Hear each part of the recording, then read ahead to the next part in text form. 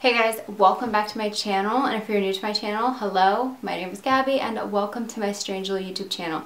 Now if you are new to my channel, I have a series on my channel called Vintage and Vanished, where I basically cover vintage cases of people who mysteriously vanished.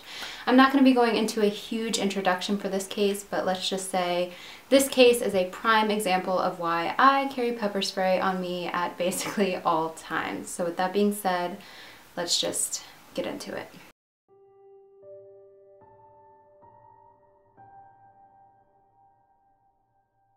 For many Northern Iowa viewers in 1995, their mornings consisted of watching Jodi Huisentruit on the morning news. Her Midwestern, bubbly personality was something that attracted many people. But after June 27, 1995, her face would be on the news for another reason: her disappearance. Jodi Sue Huisentruit was born on June 5, 1968 in Long Prairie, Minnesota to parents Maurice and Imogen Huisentruit. Growing up, she was a very outgoing person. She was definitely the type of person who set goals and made sure that she followed through with them. In high school, she spent a lot of time golfing. She was very good at it, so much so that her golf team actually won the state Class A tournament in 1985 and 1986. This hobby continued into her adulthood. After high school, she went on to go to St. Cloud State University, where she studied mass communications and speech communication and graduated in 1990. After college, she had some very successful jobs in her field, and then she ended up at KIMT Studios in Northern Iowa as a news anchor. Jodi had a very Minnesota accent, and at first her producers wanted her to go to speech classes to try to hide it, but people absolutely loved the accent. Within no time, she was kind of like a local celebrity, and she couldn't really go anywhere without being recognized. As tragedies like this aren't supposed to take place in this quiet part of the world. Jodi Huisentruit, Channel 2 News. She had everything going for her and continued reaching for more success, but that was cut short the day of June 27th, 1995. The day before, she went to a golf tournament with a friend and a neighbor who lived in the same apartment complex as her, named John Van Sice. After the golf tournament, they went back to John's place and they watched a recent home video from Jodi's birthday. At about 3:45 a.m. the next morning, she failed to report to work on time. She usually got there around 3, so the KIMT producer, Amy Coons, a good friend of Jodi's, phoned her home. You're probably expecting me to say that nobody answered the phone, but somebody did. Jodi. Jodi answered, and she had just woken up. She was apologizing and saying she was so sorry that she was late to work and she would be there in no time. Now Jodi lived about 5 minutes away from the studio, so it should have took about maybe 10 to 15 minutes max, and 5 a.m. rolled around and she still wasn't there. They called around 5 a.m. and there was no answer. They kept calling, there was still no answer. Amy took over the position that morning of Jodi's on the local news, and around 7 a.m. the staff at KIMT Studios phoned the Mason City Police Department. Upon arriving to her apartment complex, it didn't take police long to realize there had been a struggle. They found Jodi's red Mazda Miata and many of Jodi's items sprawled throughout the parking lot, including her car keys, a pair of her shoes, jewelry, a blow dryer, and a can of hairspray. So some of these items sound a bit strange, but these were items that Jodi brought to work with her every single day, and police realized that there was definitely a fight. Jodi had fought for her life because these items were sprawled out all throughout the parking lot. Her car still there, the key bent in the lock. Police uncovered an unidentified palm print on her car and also drag marks in mud nearby her car. This was very odd, and there was definitely an abduction that occurred. Police, the first thing that they did was interview neighbors, and 3 neighbors came forward saying that around the time Jodi would have left for work, they heard a woman scream from the parking lot. Another neighbor came forward and said that that morning they witnessed a strange white van in the parking lot. Still to this day, that van has never been tracked down. This became one of the biggest investigations in Iowa history. Within a day after her disappearance, the FBI was involved, and hundreds upon hundreds of people, everyone who knew Jodi at any time in her life, were interviewed, and this led nowhere. At the time of Jodi's disappearance, she was 5 foot 3 inches, she had blonde hair, she weighed 120 pounds, and she was 27 years of age. Now that we have the backstory and all the events leading up to her disappearance, let's get into some of the theories. The first theory is one that pops up quite often in this case, and that is that somebody that she worked with at KIMT Studios was responsible. You're probably wondering, why did police go to this group of people first, just people that she worked with? Well, if you didn't know, working as a news anchor is very cutthroat. It is a cutthroat job because only the best news anchors get the good stories, and that's what you want as a news anchor, the great stories that are really popular at the time. Jodi kind of swooped in at KIMT Studios and gained a lot of popularity, and she was getting these great cases to work on, and somebody may have been jealous. This is very likely. Amy Coons said that there was a lot of tension in the studio after Jodi's disappearance. People were on edge. They could have been in the presence of the person responsible, and some were terrified that they were next. These people went from delivering the news to being all over the news. They were interviewed and questioned constantly. It got very hectic very quickly. Other studios were calling KIMT Studios and trying to get as much detail as possible about the disappearance of Jodi. Amy Coons was probably interviewed the most out of everybody, and she was asked by police if she heard anybody in the background that morning she talked to Jodi, and she said no. Everything was fine. She was asking questions about the show, wondering what time it was, and she said, I'll be there as soon as I can. Out of everybody at KIMT Studios, Amy was probably affected the most by Jodi's disappearance.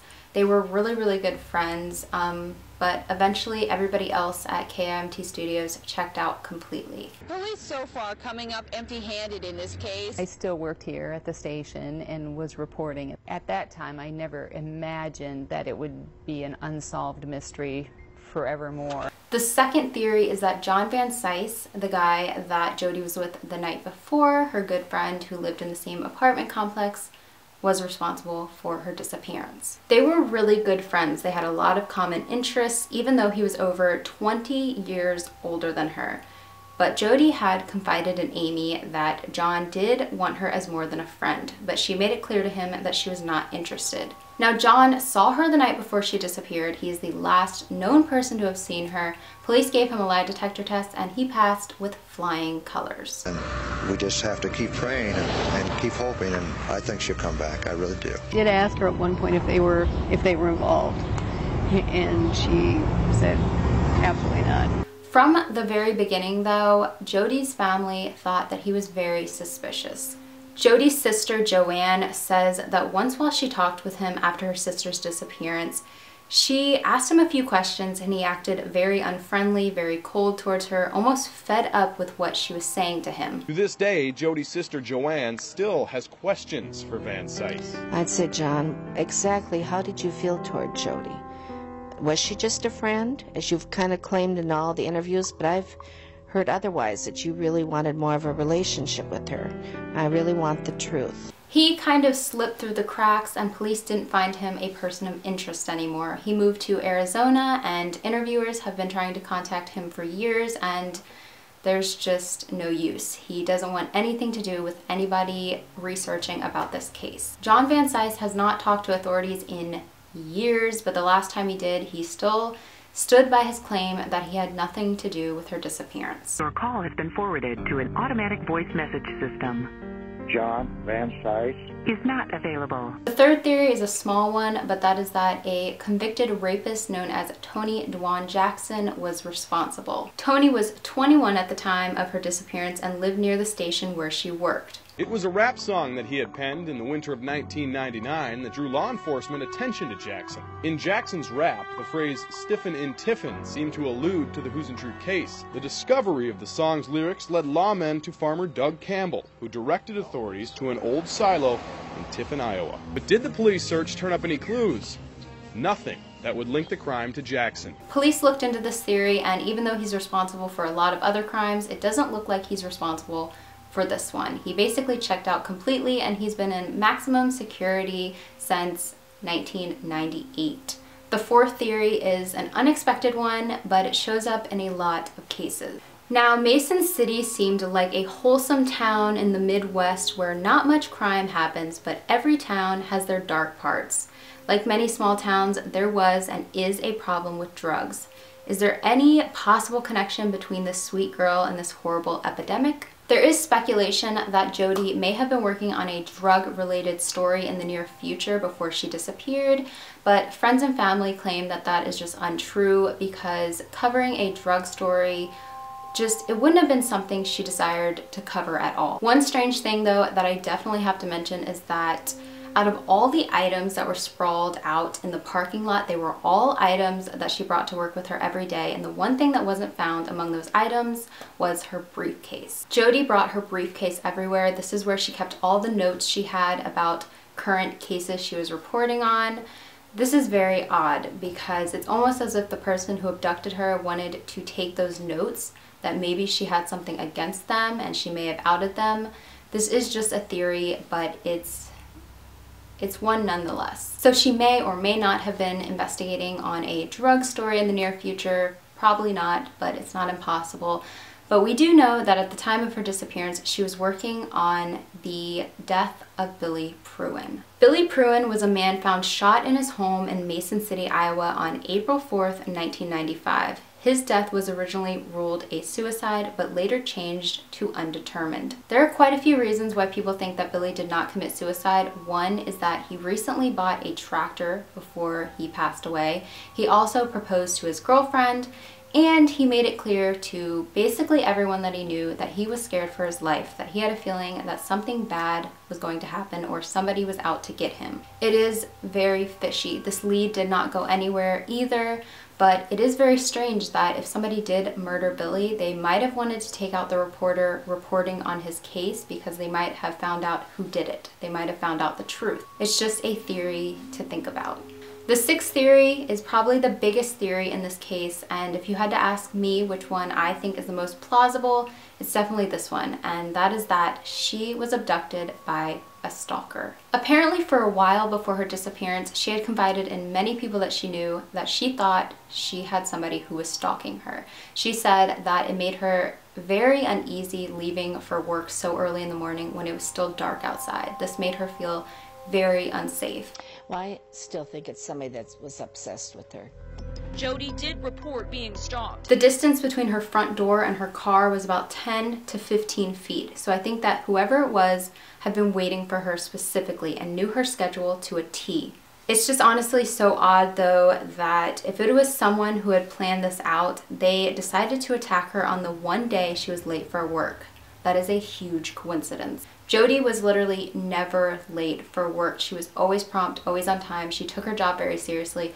Whoever it was, I believe, was waiting outside for her. Many people believe that somebody possibly saw her on the morning news and became obsessed with her and started stalking her. Jodi's sister said that Jodi had confided in her and told her not long before she disappeared that she was walking home one day in broad daylight and there was somebody in a dark truck following her. She couldn't see who it was because the windows were so tinted, but this just terrified her. Mason City Police Lieutenant Ron Vanderweer. They would know what time she gets up, goes to work, how late she works, what she does in her off time, that sort of thing. That would be a very organized stalker. She actually went to police and asked for ways to help protect herself, and she also talked to many people about starting to take self-defense classes, but unfortunately she never got to.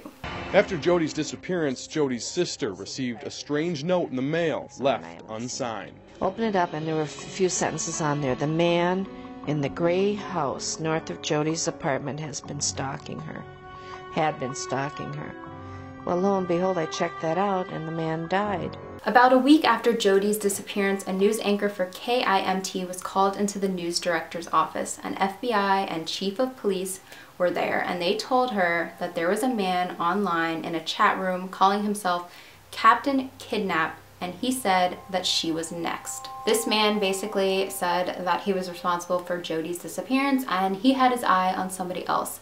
This man could not be tracked down, but it put fear into everybody working at KIMT Studios, especially the women. Was there possibly somebody out there who had their eye on young women at the studio? That is very possible. Jodi Huisentruit was officially declared dead in May of 2001, even though no body was ever found. This case has basically been featured on every TV show out there that covers mysteries or missing persons cases, and no new suspects have been tied to her disappearance. Not one single person who worked with Jodi back in 1995 at KIMT Studios still works there today. It has been almost 23 years since her disappearance, and we are no step closer to solving this case than we were on day one. I personally do not think that this case is impossible to solve, though. If you look at the Jacob Wetterling case, that is a prime example that there is still hope out there. The Jacob Wetterling case was a case that Jodi actually covered herself back in the day. 11-year-old Jacob Wetterling disappeared on October 22nd, 1989, and his remains were not found until September 1st, 2016. The break in the 27-year-old case of Jacob Wetterling gave renewed hope that Jodi, too, will be found. He had a very difficult case to solve. Jodi's case is very difficult, but if it can happen as it did with Jacob, it can happen with Jodi. Jodi never left the minds of her family, especially her mother and her sister Joanne. Joanne said that Jodi was basically the perfect kid sister, that she was perfect in her eyes. If you have any information at all or any new leads at all, you can call anonymously to the number 970-458-JODI. There was a website created by former TV news director Gary Peterson and news anchor Josh Benson in 2003 called findjodi.com. I will link this website down below. You can also leave an anonymous tip on there as well. You can stay completely anonymous if you know anything about this case. I will also link any other information that I have for this case down below, also in the description, including a documentary if you do want to learn more. This case was one that I became super obsessed with quite quickly.